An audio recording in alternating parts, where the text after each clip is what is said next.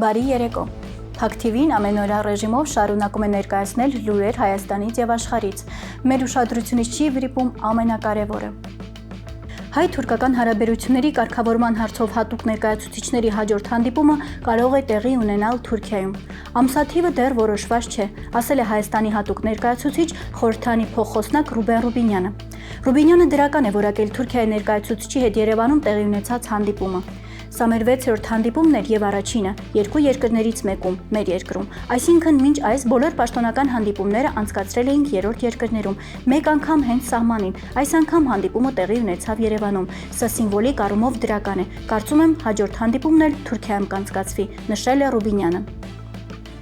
Հիշեցնենք, Երևանում կայացել է Հայաստանի եւ Թուրքիայի միջև կարգավորման գործընթացի հատուկ ներկայացուցիչներ Ռուբեն Ռուբինյանի եւ Սերդար Քլիչի 6-րդ հանդիպումը։ Կողմերը պայմանավորվել են, որ երկու երկրների համապատասխան մարմինները կկատարեն անհրաժեշտ տեխնիկական ուսումնասիրություններ Գյումրի Կարս երկաթուղու եւ էլեկտրահաղորդիչ գծի վերականգնման ու գործարկման համար։ Տարածաշրջանում արդեն խաղաղության դարաշրջան է հաստատվել։ Նման հայտարարություն է արել Ադրբեջանի նախագահ Իլհամ Ալիևը Թուրքիայի զինված ուժերի գլխավոր շտաբի պետ Սելչուկ Բայրակթարօղլուի հետ հանդիպման ժամանակ։ Ալիևը նշել է, թե չկան երկրներ, որոնք իրար այնքան մոտ լինեն, որքան Ադրբեջանն ու Թուրքիան։ Նա ընդգծել է, որ ադրբեջանա-թուրքական միասնությունը կարևոր գործոն է համաշխարհային մասշտաբով։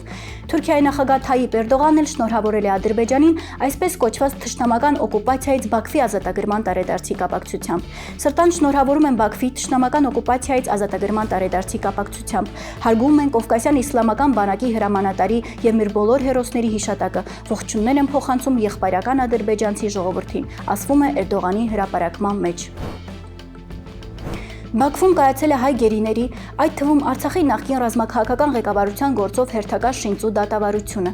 Լրատվամիջոցների հաղորդմամբ հնչեցվել են այսպես կոչված վկաների ցուցմունքներ Ստեփանակերտում եւ Արցախի այլ բնակավայրերում 1988-ից 91 թվականներին տեղի ունեցած իրադարձությունների վերաբերյալ։ Արցախի նախկին ղեկավարության եւ մյուս գերիների գործով հաջորդ նիստը տեղի կունենա սեպտեմբերի 18-ին։ Հիշեցնենք, հայ ռազմագերիներին Բաքվում մեղադրում են ցեղասպանության, խաղաղության եւ մարդկության դեմ ուղղված հանցագործությունների, ռազմական հանցագործությունների, նաեւ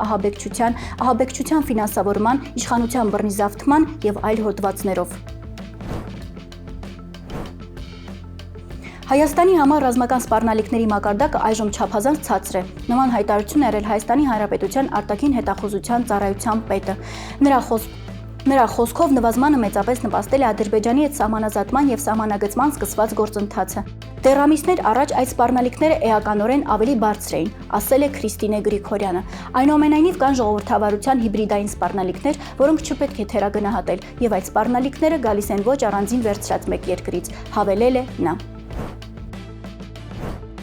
Այսօր մենք ավելի անկախ ենք, անվտանգ եւ ինքնիշխան, քան երբևէ, հայտարարել է վարչապետ Նիկոլ Փաշինյանը։ Հայաստանը երբեք ավելի անվտանգություն չի ունեցել, քան ունի այսօր։ Եթե գարնանը ես ասում եի, թե Հայաստանի ու Ադրբեջանի միջև պատերազմ չի լինելու է խաղաղություն, ուզում եմ արձանագրել, որ Հայաստանի ու Ադրբեջանի միջև այլևս խաղաղություն է, ասել է նա։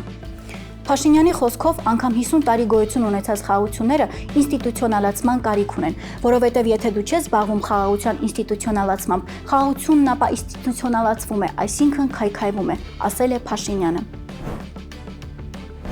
Ամենայն հայոց կաթողիկոսը մեկնել է Վատիկան։ Գարեգին II Վատիկանում կհանդիպի Հռոմի Պապ Լեոն 14-րդի հետ։ Մայրաթորի տեղեկատվական համակարգի փոխանցմամբ վեհափառը մեկնում է Սուրբ Էջմիածնի բարձրաստիճան հոգևորականների պատվիրակության ուղեկցությամբ։ Տեղում նրան կմիանան Վատիկանում ամենայն հայոց կաթողիկոսի ներկայացուցիչ Խաժակ arczepiskopos Պարսամյանը եւ Մեծ Բրիտանիայի եւ Իռլանդիայի հայոց թեմի առաջնորդ Հովակիմ եպիսկոպոս Մանուկյանը։ Այսօրվա համար այսքանը։ Մնացեք լուրերի հետքերով։